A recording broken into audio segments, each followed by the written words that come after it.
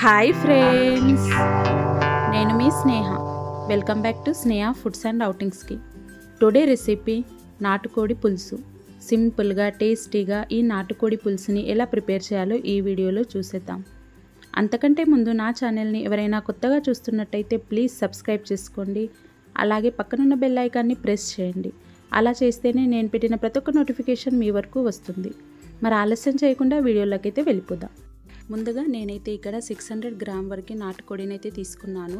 600 gram అంటే half కేజీకి కాస్త ఎక్కువగా. ఆల్రెడీ నేను శుభ్రంగా వాష్ చేసుకున్నానండి. పసుపు, ఉప్పు, నిమ్మకాయ రసాన్ని వేసుకొని బాగా వాష్ చేసుకోండి. ఆ తర్వాత ఇందులోకి పావు టీ స్పూన్ వరకు పసుపు, స్పైసీకి సరిపడే కారం, రుచికి సరిపడే సాల్ట్ని వేసుకొని బాగా మిక్స్ చేసుకోండి. నాన్ వెజ్లో కాస్త కారం ఎక్కువగానే పడుతుంది. నేనైతే ఇక్కడ 3 టేబుల్ స్పూన్ వరకు కారంని అయితే యాడ్ చేసుకున్నాను.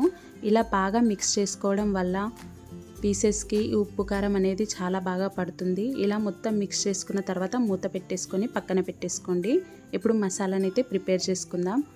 ముందుగా నేనైతే ఇక్కడ స్టవ్ ఆన్ చేసి స్టవ్ పైన ఒక ప్యాన్ పెట్టుకొని వేడి చేసుకున్నాను. ఇందులోకి మిరియాలని వేసుకున్నాను, అలాగే జాపత్రిని కూడా వేసుకున్నాను.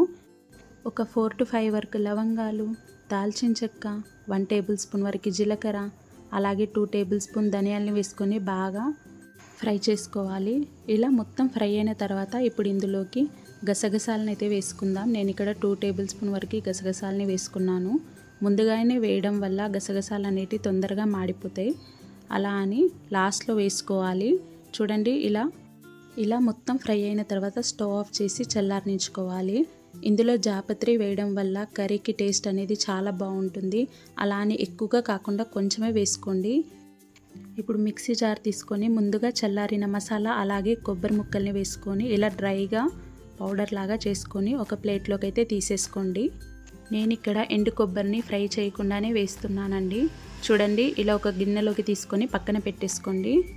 ఇప్పుడు ఇదే మిక్సీ జార్లోకి ఉల్లిపాయలని వేసుకొని మిక్సీ చేసుకోవాలి. మరీ మెత్తగా కాకుండా ఇలా గరుకుగా చేసుకోండి.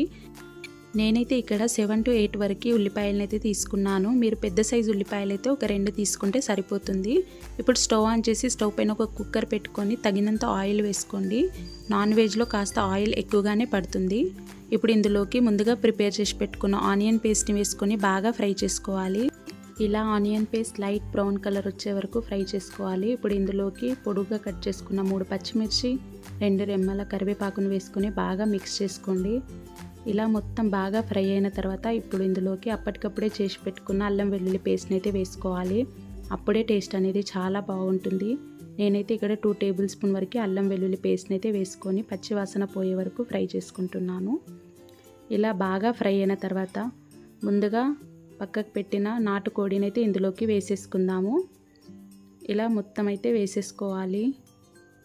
చాలా సింపుల్, తప్పక ట్రై చేయండి. టేస్ట్ కూడా చాలా బాగుంటుంది. ఈ మసాలాని రోట్లో రుబ్బుకుంటే టేస్ట్ అనేది మరికొంత యాడ్ అవుతుందండి. ఇక్కడ రోల్ అవైలబుల్లో లేనందుకు నేనైతే మిక్సీ జార్లోనే ఎలా ప్రిపేర్ చేయాలో అలానైతే చూపించేశాను. మీ దగ్గర కనుక రోల్ కనుక ఉన్నట్టయితే తప్పక ట్రై చేయండి. టేస్ట్ అనేది చాలా బాగుంటుంది. చూడండి, ఇలా మొత్తం మిక్స్ చేసుకున్న తర్వాత మూత పెట్టేసుకొని స్టవ్ సిమ్లోకి పెట్టుకొని ఒక 5 నిమిషాల పాటు ఫ్రై చేసుకోవాలి. చూడండి, వాటర్ అనేటివి అన్నీ పైకి వస్తాయి. ఇలా మొత్తం పైకి వచ్చిన తర్వాత మరొకసారి బాగా మిక్స్ చేసుకోండి. ఇలా మొత్తం మిక్స్ చేసుకున్న తర్వాత ముందుగా ప్రిపేర్ చేసి పెట్టుకున్న మసాలాని అయితే ఇందులోకి వేసేసుకుందాము. ఇలా మొత్తం వేసేసుకొని మరొకసారి బాగా కలుపుకోండి. ఇలా మొత్తం కలుపుకున్న తర్వాత మరొకసారి మూత పెట్టేసుకొని ఒక 2 నిమిషాల పాటు ఈ మసాలా అంతా ఈ పీసెస్కి పట్టేలా ఫ్రై చేసుకుందామండి. ఇలా ఒక 2 నిమిషాలు అయిన తర్వాత మరొకసారి ఇలా మూత తీసేసుకొని స్టీమ్ వాటర్ అన్నీ కర్రీలోనే వేసేసుకోవాలి. ఇలా బాగా మిక్స్ చేసుకున్న తర్వాత ఇప్పుడు ఇందులోకి వాటర్ని అయితే యాడ్ చేసుకుందాము. నేను ఇక్కడ 1 గ్లాస్ వరకు వాటర్ని అయితే వేసుకుంటున్నాను. మీరు సూప్ ఎక్కువగా కావాలనుకుంటే మరికొన్ని వాటర్ యాడ్ చేసుకోవచ్చు. నేనైతే ఈ కన్సిస్టెన్సీలో వాటర్ అయితే వేసుకున్నాను. కర్రీ ఉడికిన తర్వాత కాస్త చిక్కపడుతుంది. ఇలా మూత పెట్టేసుకొని విజిల్ పెట్టేసుకొని 4 to 5 విజిల్స్ అయితే రావాలి. నాటుకోడి ఉడకడానికి కాస్త టైం ఎక్కువగానే పడుతుంది. ఇలా స్టవ్ ఆఫ్ చేసేసి విజిల్లో నుండి గాలి తీసేసుకున్న తర్వాత చూడండి, కర్రీ అనేది చాలా బాగా ఉడికింది. ఇప్పుడు ఇందులోకి సన్నగా కట్ చేసుకున్న కొత్తిమీరను వేసుకొని మరొకసారి బాగా మిక్స్ చేసుకొని సర్వ్ చేసేయడమే. అంతే అండి, చాలా సింపుల్ నాటుకోడి పులుసు. తప్పక ట్రై చేయండి. ఈ వీడియో మీకు కనుక నచ్చినట్టయితే please do like, share and subscribe Sneha foods and అవుటింగ్స్కి.